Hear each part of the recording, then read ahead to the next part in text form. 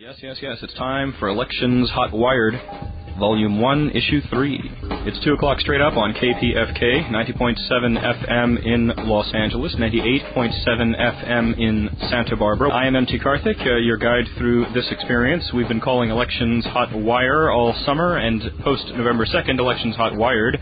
I am not an attorney, and I don't play one on the radio. But there remain many questions of a legal nature regarding the election of 2004. And today, on Elections Hotwire, we have a very special guest, a person who has also been watching all of this, of course, because he was a candidate for President of the United States of America on all 50 ballots here in the 50 states of the United States of America. David Cobb, the Green Party presidential candidate. Lots to talk about.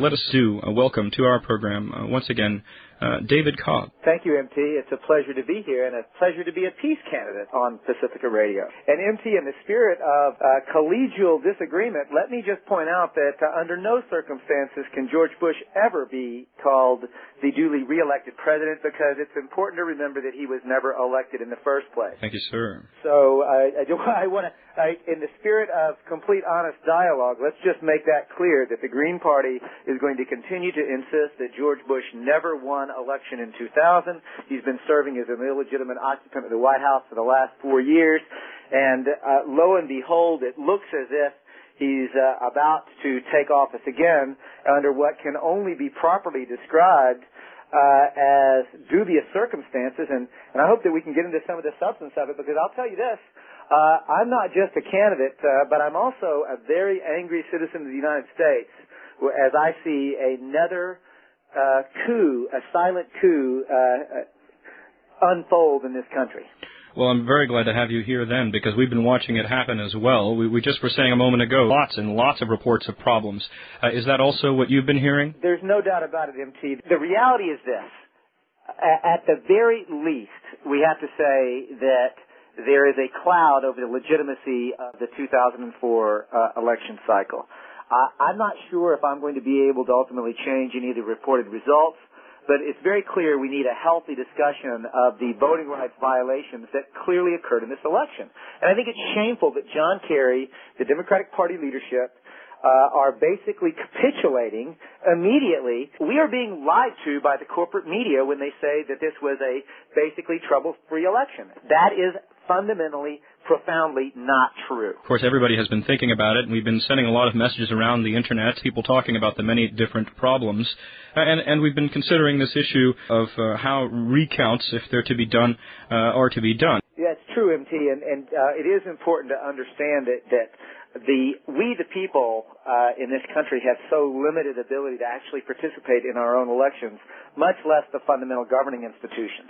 But that's why I'm proud that the Green Party and myself as the Green Party candidate, I can share with you and the listeners of Pacifica that we are quite likely to be demanding a recount in Ohio. These are the words we've been waiting to hear. I thought that it might be, MT, and I do want to let you and the listeners know what we have reported already, which are litigation points in Ohio. One, it's very clear that we need to impound the electronic voting machines to investigate the reported problems that voters experienced on Election Day. In Ohio specifically, we know, for example, that there was a, quote, jumping screen problem, end quote.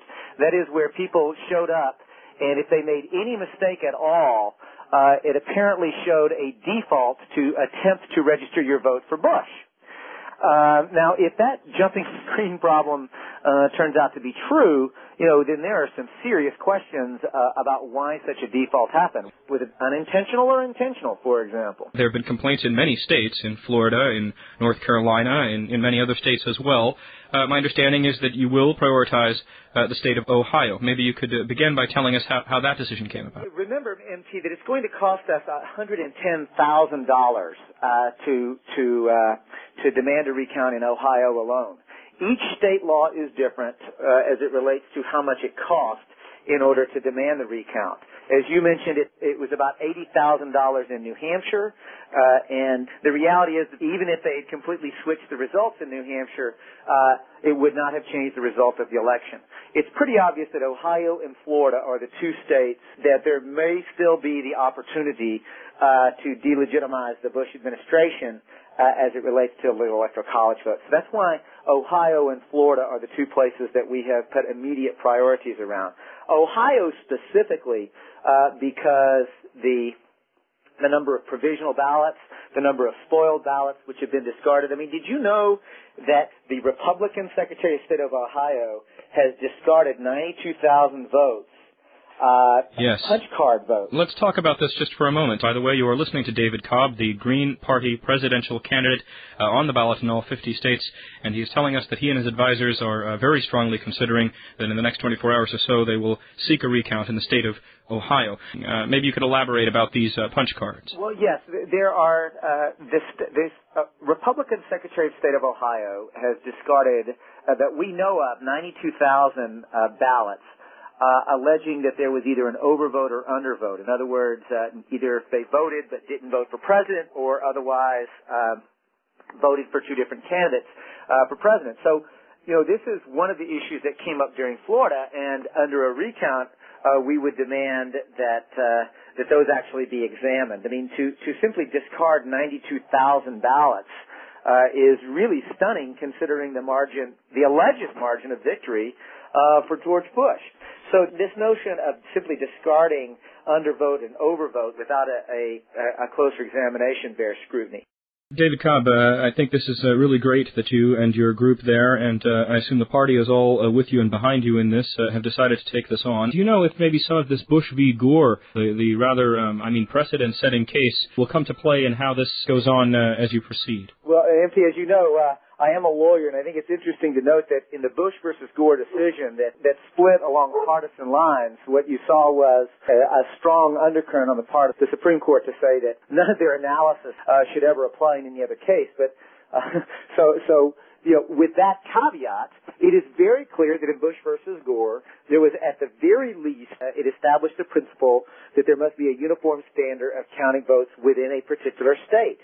That's why I think it's so important to underscore that there is a voting rights violation anytime there are different voting machines happening in different communities, especially there is at least circumstantial evidence that indicates that there was socioeconomic class bias imposed upon how the decision was made about where the new voting machines were going to go and which would have the older, more antiquated voting equipment, right?